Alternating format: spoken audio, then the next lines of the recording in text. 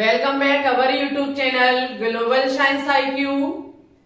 तो सबसे पहले हमारे सभी प्यारे प्यारे स्टूडेंट्स को हमारा प्यार भरा गुड मॉर्निंग। कैसे हैं आप सभी लोग? तो आज से आपकी ऑर्गेनिक केमिस्ट्री की क्लासेस स्टार्ट हो रही हैं, जिसमें हम आपको ऑर्गेनिक केमिस्ट्री का इंट्रोडक्शन देंगे।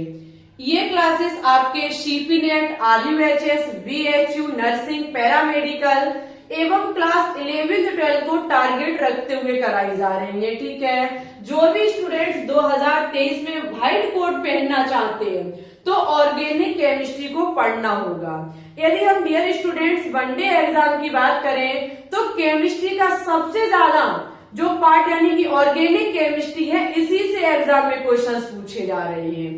तो ऑर्गेनिक केमिस्ट्री इस ईयर हम बहुत ही बिंदास तरीके से कराएंगे। हर वो चीज आप तक पहुंचाएंगे जिससे एग्जाम में क्वेश्चंस पूछे जाते हैं।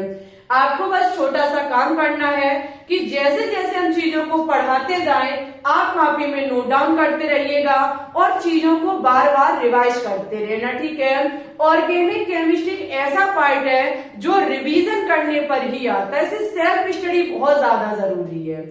हम तो पढ़ा ही देंगे, लेकिन आपको खुद भी चीजों को तैयार करना होगा, बार बार चीजों को रिवाइज करना होगा। ठीक है, चलिए तो ज्यादा समय नहीं लेंगे, डायरेक्ट आज के टॉपिक पे बात करेंगे। सबसे पहले जब हम ऑर्गेनिक केमिस्ट्री को पढ़ेंगे तो समझेंगे कि ऑर्गेनिक केमिस्ट्री को हिंदी में क्या कहते हैं। ठीक है, ऑर्गेनिक केमिस्ट्री यदि इसकी हिंदी की बात करें तो इसको हिंदी में कहा जाता है कार्बनिक रसायन।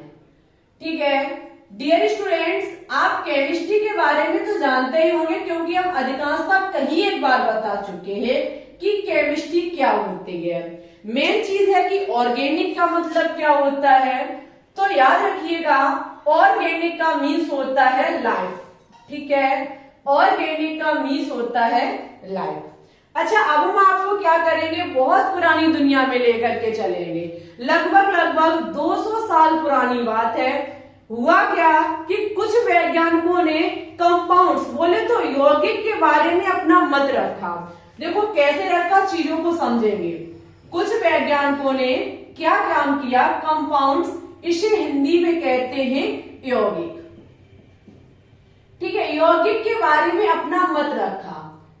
उन्होंने कहा कि कंपाउंड्स जो होते हैं ये हमारे दो प्रकार से होते हैं, कुछ हमारे ऑर्गेनिक होते हैं और कुछ हमारे इनऑर्गेनिक होते हैं। क्या कंपाउंड्स बोले तो यौगिक। वैज्ञानिकों का कहना था कि कंपाउंड्स का उन्होंने क्लासिफिकेशन किया, ऑर्गेनिक कंपाउंड्स और इनऑर्गेनिक कंपाउंड्स। इसको कहते हैं कार्बनिक यौगिक और इसको कहते हैं अकार्बनिक यौगिक।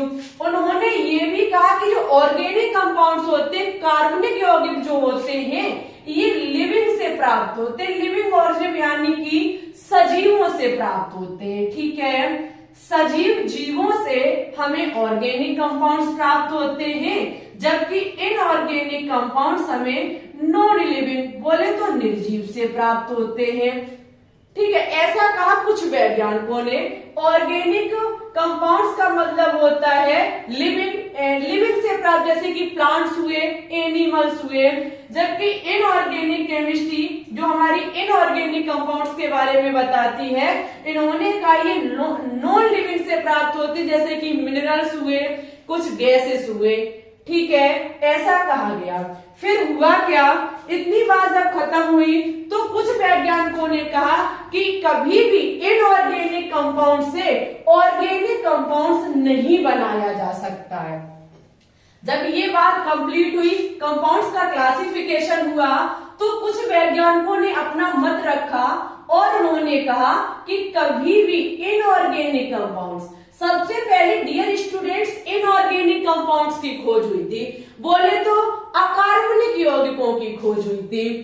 ठीक है, जब इनकी खोज हुई तो बर्जीलियस नामक एक वैज्ञानिक हुए थे, जिन्होंने कहा था कि कभी भी अकार्बनिक से कार्बनिक यौगिक नहीं बनाया जा सकता है। ठीक है, आपको हिंदी और इंग्लिश दोनों बातें हम बता रहे हैं, नोट डाउन करते रहिएगा।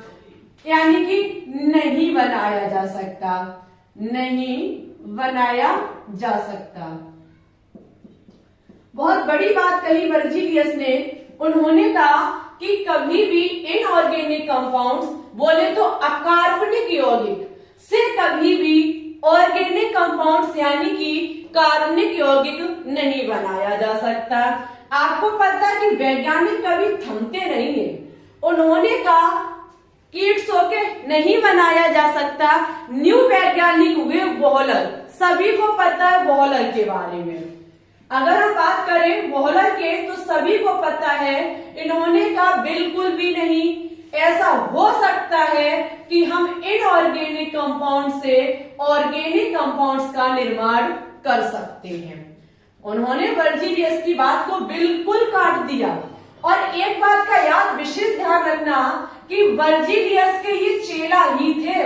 वॉलर जो वैज्ञानिक हुए ये उनके शिष्य थे, जिन्होंने गुरु की बात को काटा और उन्होंने कहा कि बनाया जा सकता है। अच्छा, फिर उन्होंने ऐसी बात नहीं, प्रयोग करके भी दिखाया। उन्होंने क्या काम किया, सभी को पता है अमोनियम साइनाइड के बारे में। वॉलर ने अमोनियम साइनाइड से यूरिया का निर्माण किया। किसका?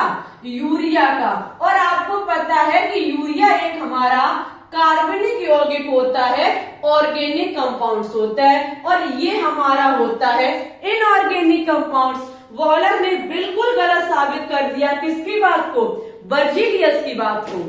ठीक है, उन्होंने कहा ऐसा बिल्कुल भी नहीं है। इनऑर्गेनिक कंपाउंड्स उन्होंने अमोनियम साइनाइड लिया, अकार्बनिक यौगिक उन्होंने अमोनियम साइनाइड से कार्बनिक यौगिक यूरिया का निर्माण कर दिया।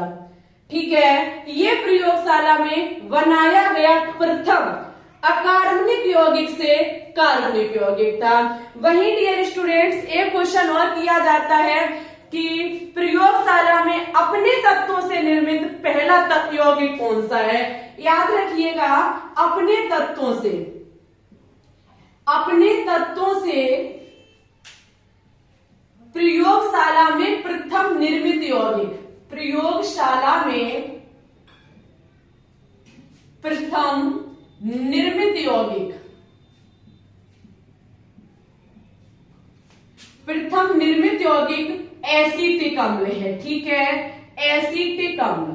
इस बात का भी विशेष ध्यान रखना, ये भी एग्जाम में क्वेश्चंस पूछा जाता है कि अपने ही तत्वों से निर्मित प्रयोगशाला में प्रथम कार्बनिक यौगिक कौन सा है? तो वो है हमारा एसीटिक अम्ल, जो कि CH3COOH होता है। ओके, चीजों को नोट डाउन करते रहिएगा मेरे साथ, ठीक है, क्योंकि हम लिखेंगे और साफ करेंगे। हमारे पास इसकी कोई PDF नहीं है। It's okay. अच्छा, अब हम बात करेंगे, इतनी बात हमारी क्लियर हुई कि हाँ भाई इनऑर्गेनिक से ऑर्गेनिक कंपाउंड्स भी बनाया जा सकता है। अब हमारा मेन मकसद है किस पर? ऑर्गेनिक केमिस्ट्री पर। अब हम बात करेंगे ऑर्गेनिक केमिस्ट्री के बारे में। ऑर्गेनिक केमिस्ट्री को हिंदी में कहा जाता है कार्बनिक रसायन। यदि हम कार्बनिक रसायन की बात करें तो इसमें होता क्या है, इसके अंतर्गत कार्बन और कार्बन के यौगिकों का अध्ययन किया जाता है। नोट डाउन करना, इसके अंतर्गत कार्बन और कार्बन के यौगिकों का अध्ययन किया जाता है। ठीक है,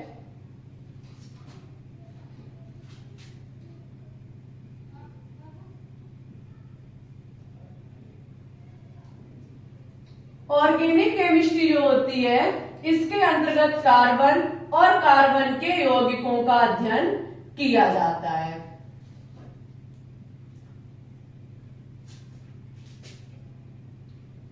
ये भी अच्छा पॉइंट है, क्योंकि ऑर्गेनिक केमिस्ट्री शब्द से ही समझ में आ रहा है कि इसमें जो कुछ भी होगा वो कार्बन से संबंधित ही होगा। ठीक है। अच्छा, अब हम अगर एक लाइन में कहें तो हम ये भी तो कह सकते हैं organic chemistry is equal to कार्बनिक केमिस्ट्री। एक मिनट इंक डाल लें हम, उसके बाद बात करेंगे। यदि हम कहना चाहें तो ये भी कह सकते हैं कि ऑर्गेनिक केमिस्ट्री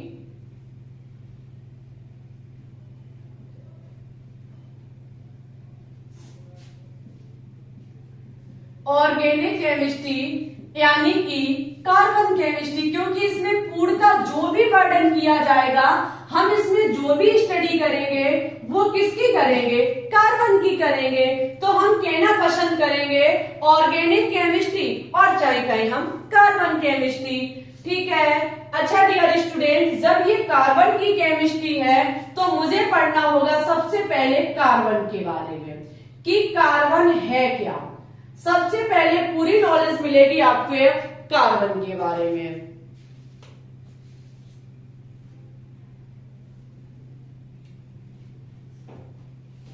यदि हम कार्बन के बारे में पढ़ेंगे तो याद रखिएगा, कार्बन एक हमारा अधातु है। हम चीजों को है नोट डाउन कर रहे, आप हमारे साथ पूरी पूरी बातों को लिखते जाएं। कार्बन एक हमारा अधातु है, ठीक है, वहीं पे अधातु तत्व है।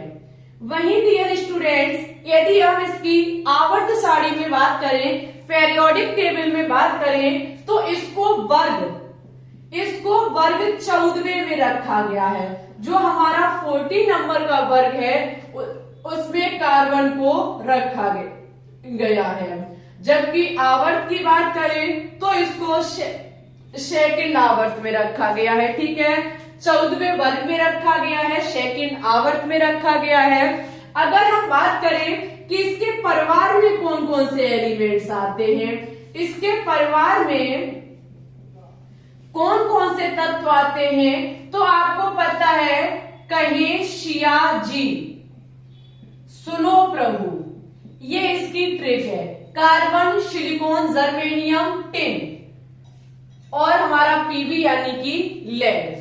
कहिए शियाजी, सुनो प्रभु, ये हमारे कार्बन परिवार के एलिमेंट्स हैं। It's okay. इन सभी चीजों की आप एक बार स्क्रीनशॉट ले लीजिए, क्योंकि अच्छी बात है और अच्छा टॉपिक है कार्बन। जब हम कार्बन केमिस्ट्री से कह रहे हैं तो कार्बन के बारे में हमें पता होना चाहिए।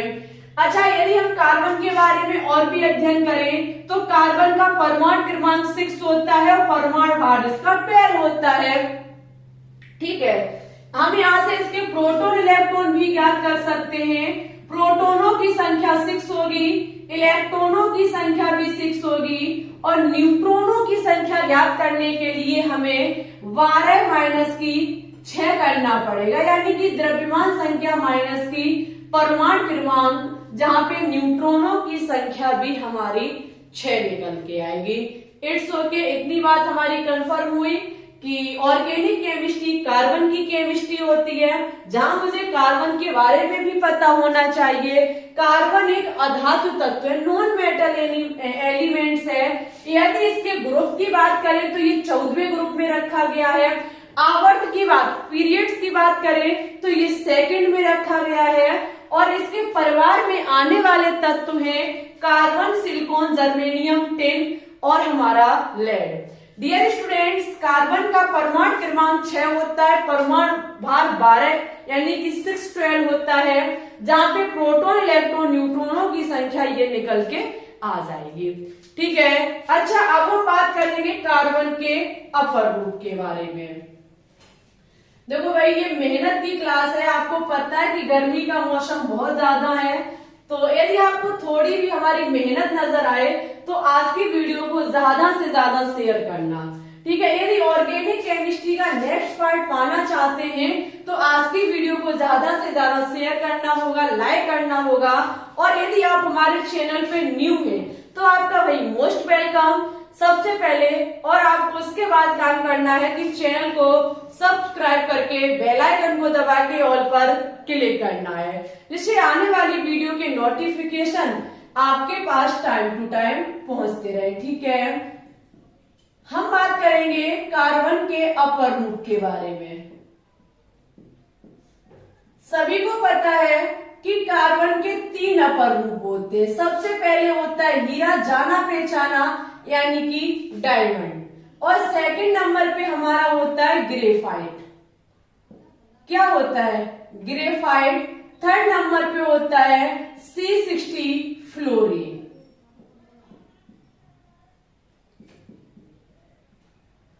ठीक है। कार्बन के 3 अपर रूप होते हैं, हीरा, ग्रेफाइट, C60, फ्लोरीन।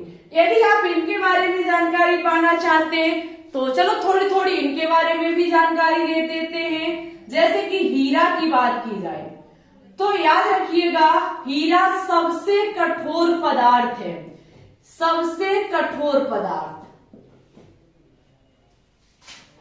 यदि हम इस धरती पे बात करें, यदि हम इस पूरे वर्ल्ड की बात करें, ठीक है, इस पृथ्वी पर सबसे कठोर तत्व जो है या फिर सबसे कठोर पदार्थ जो है वो हमारा हीरा ही है। ये इसका फर्स्ट पॉइंट हो गया। यदि इसके सेकंड पॉइंट की बात करें तो हीरा जो होता है इसमें कार्बन परमाणुओं की त्रिविम चतुष्फलकीय संरचना होती है, ठीक है। कार्बन परमाणुओं की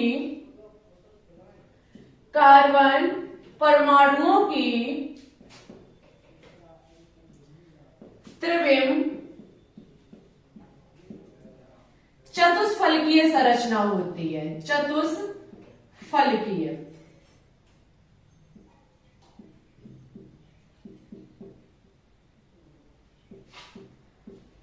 तो ये भी अच्छा पॉइंट है, संरचना होती है, क्योंकि एग्जाम में पूछा जाता है कि हीरा की कैसी संरचना होती है, तो हीरा की त्रिविम चतुष्फलकीय संरचना होती है।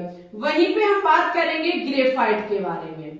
यदि हम ग्रेफाइट के बारे में बात करें तो ग्रेफाइट जो है वो सबसे पहले याद रखिएगा कि ग्रेफाइट का प्रयोग लेड पेंसिल बनाने में किया जाता है, लेड पेंसिल में इसका प्रयोग किया जाता है।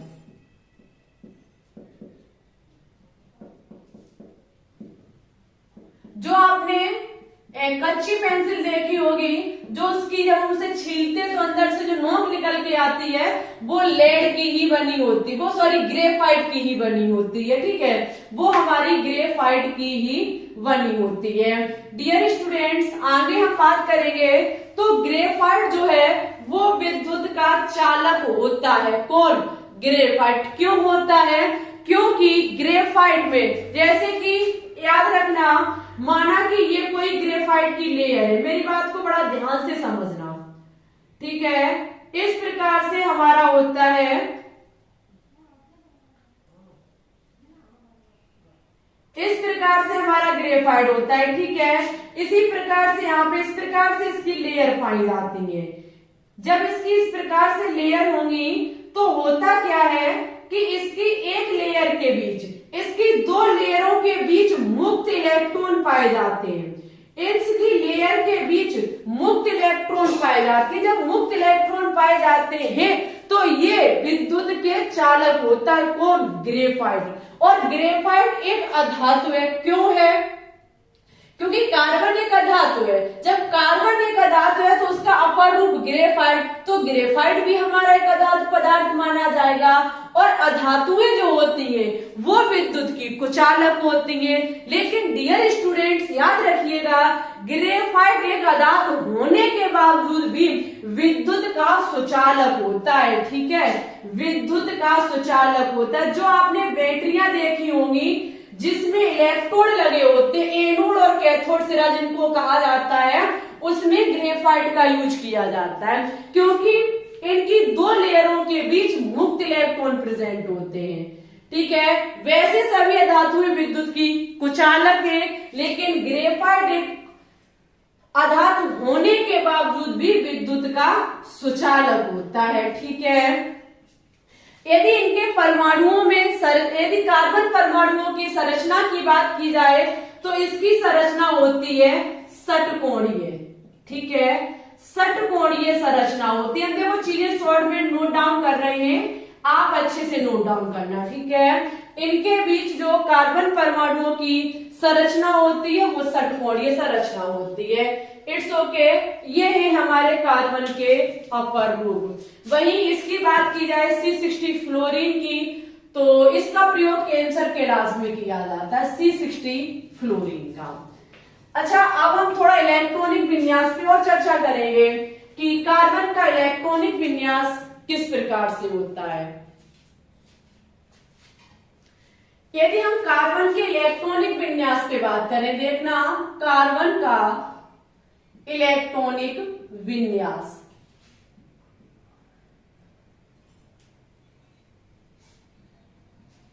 कार्बन का इलेक्ट्रॉनिक विन्यास सभी को पता है कि 2,4 होता है, ठीक है, यही तो होता है 2,4 कार्बन का इलेक्ट्रॉनिक विन्यास होता है। बड़ा ध्यान से हमारी बात को पकड़ना। आपको पता है प्रत्येक एलिमेंट चाहता है कि उसके बाह्यतम कक्षा में 8 इलेक्ट्रॉन पूर्ण हो जाए। प्रत्येक एलिमेंट चाहता है कि बाह्यतम कक्षा में 8 इलेक्ट्रॉन पूर्ण हो जाए और वो अक्रिय गैस के समान स्थायी विन्यास ग्रहण कर ले। लेकिन आप देखेंगे तो एक चीज पहचान सकते हैं कि यदि ये कहीं से 4 इलेक्ट्रॉन को ग्रहण कर ले तो इसके बाह्यतम कक्ष में 8 इलेक्ट्रॉन पूर्ण हो जाएंगे, या फिर ये क्या काम करे, 4 इलेक्ट्रॉन को दान कर दे।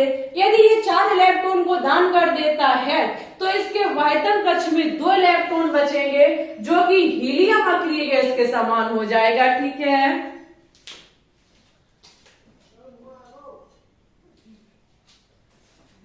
तो ये क्या हो जाएगा, तो ये हो जाएगा हीलियम अक्रिय गैस के समान। तो आप एक बार नजर डालेंगे, देखना हम कैसे चीजों को नोट डाउन करें। यदि ये क्या काम करता है, 4 इलेक्ट्रॉन को ग्रहण करता है। आपको पता है यदि ये इलेक्ट्रॉन को ग्रहण करता है तो इसमें क्या काम होगा, इलेक्ट्रॉन को ग्रहण करने वाला क्या हो जाता है, यानी कि जो इलेक्ट्रॉन को दान करता है वो धनायन बनाता है और ग्रहण करता है वो ऋणायन बनाता है, यानी कि C4- हो जाएगा। यदि ये 4 इलेक्ट्रॉन को दान करता है तो इसमें हो जाएगा C4+, क्योंकि 4 इलेक्ट्रॉन को इसने दान कर दिया, प्लस चार्ज बना लिया। जब ये ऐसा करेगा तो प्रोटॉनों की संख्या तो 6 ही रहेगी, लेकिन इलेक्ट्रॉनों की संख्या पे इफेक्ट पड़ेगा। क्यों? क्योंकि इसने 4 इलेक्ट्रॉन को ग्रहण किया। जब इसने 4 को ग्रहण किया तो इलेक्ट्रॉनों की संख्या 6 थी और 4 को ग्रहण कर लिया तो कितनी हो गई, 10 हो गई। वहीं पे इधर हम बात करेंगे, प्रोटॉनों की संख्या तो 6 ही रहेगी, लेकिन इसने 4 इलेक्ट्रॉन को दान कर दिया। जब इसने 4 को दान किया तो 6 थे, कितने बचेंगे, 2 बचेंगे। बड़ा ध्यान से हमारी बात को समझना। अच्छा डियर स्टूडेंट्स, लेकिन कभी भी कार्बन ना तो इलेक्ट्रॉन का दान करता ना ही ग्रहण करता। क्वेश्चन उठता है क्यों? कभी भी याद रखना, कार्बन ना तो इलेक्ट्रॉन को दान करेगा और ना ही ग्रहण करेगा। क्वेश्चन उठता है कि ऐसा क्यों? तो डियर स्टूडेंट्स, हमारी बात को बड़ा ध्यान से पकड़ना। आपको पता है ये है नाभिक जिसमें होते हैं प्रोटॉन। भाई बहुत ज्यादा गर्मी है, 1 मिनट।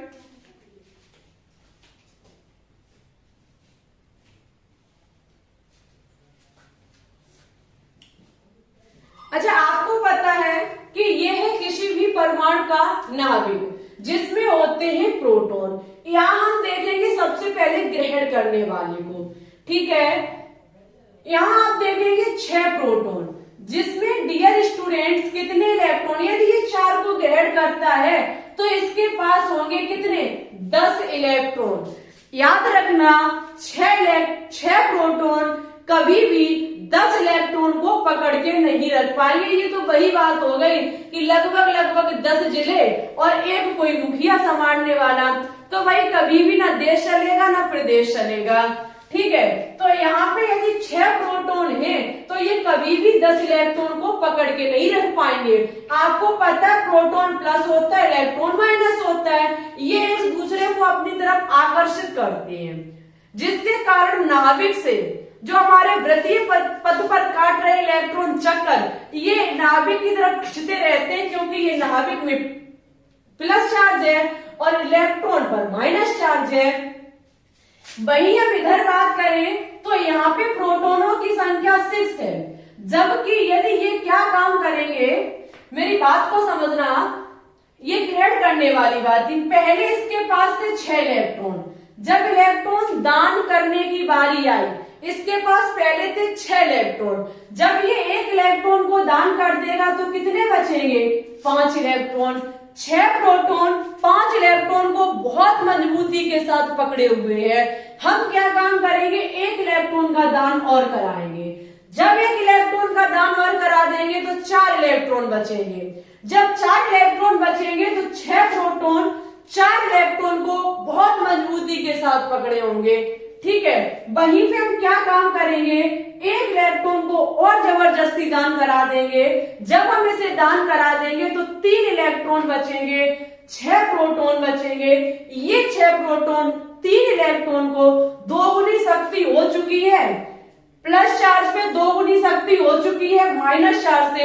ये इसको इतनी मजबूती से पकड़ लेंगे कि हम चाहे कितनी भी ऊर्जा लगा दें, लेकिन कभी भी 6 प्रोटॉन से 3 इलेक्ट्रॉन में से एक भी इलेक्ट्रॉन को अलग नहीं कर पाएंगे। ठीक है, जब हम इसे अलग नहीं कर पाएंगे तो 4 इलेक्ट्रॉन वाली बात खत्म हो जाती है। हम 4 इलेक्ट्रॉन को ना तो दान कर सकते हैं और ना ही 4 को ग्रहण कर सकते हैं। जब ना दान कर सकते ना ग्रहण कर सकते तो फिर करेंगे क्या? तो आपने एक बात सुनी होगी कि इलेक्ट्रॉन जो कार्बन होता है ये इलेक्ट्रॉनों की साझेदारी करता है। पता कैसे? ये रहा कार्बन, कार्बन के वाइटम कोष में कितने इलेक्ट्रॉन है? अभी मैंने बताया 4। ये इसके 4 इलेक्ट्रॉन हमने ये रख दिए। इससे माना कि हाइड्रोजन आया जिसके पास है 1 इलेक्ट्रॉन, इसे भी 1 इलेक्ट्रॉन की जरूरत है। यदि इसे कहीं से 1 इलेक्ट्रॉन मिल जाए तो ये हीलियम के समान हो जाएगा। ये आएगा कार्बन भैया के पास, अपना 1 इलेक्ट्रॉन रखेगा। ये क्या काम करेगा, दोनों आपस में फ्रेंडशिप कर लेंगे। ये कार्बन ये इलेक्ट्रॉन कार्बन का भी है, ये इलेक्ट्रॉन हाइड्रोजन का भी है, ये वाला इलेक्ट्रॉन कार्बन का भी है और ये वाला हाइड्रोजन का भी है। इसे कहा जाता है साझित इलेक्ट्रॉन, यानी कि इनके बीच हो जाएगी इलेक्ट्रॉनों की साझेदारी। इसी प्रकार से और हाइड्रोजन आएगा, इसके साथ जुड़ जाएगा, कुछ इसके साथ और आएगा एक इसके साथ जुड़ जाएगा। ठीक है, ये क्या काम करता है, इलेक्ट्रॉनों की साझेदारी करता है। ना तो कभी इलेक्ट्रॉन को दान करता है और ना ही कभी इलेक्ट्रॉनों को ग्रहण करता है। और डियर स्टूडेंट्स, कार्बन कार्बन के बीच सिंगल बॉन्ड हो सकता है, डबल बॉन्ड हो सकता है और ट्रिपल बॉन्ड हो सकता है। अब बंध के बारे में, सिग्मा पाई और संकरण के बारे में आपको नेक्स्ट वीडियो में जानकारी दी जाएगी। यदि आज की वीडियो को ज्यादा से ज्यादा सपोर्ट किया जाएगा और ज्यादा से ज्यादा आपके कमेंट्स आएंगे तो नेक्स्ट वीडियो आपको जल्द ही मिलेगी। नेक्स्ट वीडियो पाने के लिए आपको ज्यादा से ज्यादा कमेंट्स करने होंगे। यदि आपके बहुत ज्यादा कमेंट आएंगे तभी ऑर्गेनिक केमिस्ट्री का सेकंड पार्ट देखने को मिलेगा, अन्यथा इट्स ओके। ठीक है, यदि आपको थोड़ा बहुत भी यहाँ से कुछ नया सीखने को मिला हो तो प्लीज वीडियो को लाइक कर दे, शेयर कर दे। चैनल पे न्यू है तो चैनल को सब्सक्राइब करके बेल आइकन को दबा के ऑल पर क्लिक कर लें। ठीक है, आप हमारे टेलीग्राम चैनल को भी ज्वाइन कर सकते हैं, लिंक डिस्क्रिप्शन में डली हुई है। डेली शाम 4 बजे लाइव जरूर आया करें, जहाँ पे केमिस्ट्री के बहुत ही धुआंधार क्वेश्चन सॉल्व कराए जा रहे हैं।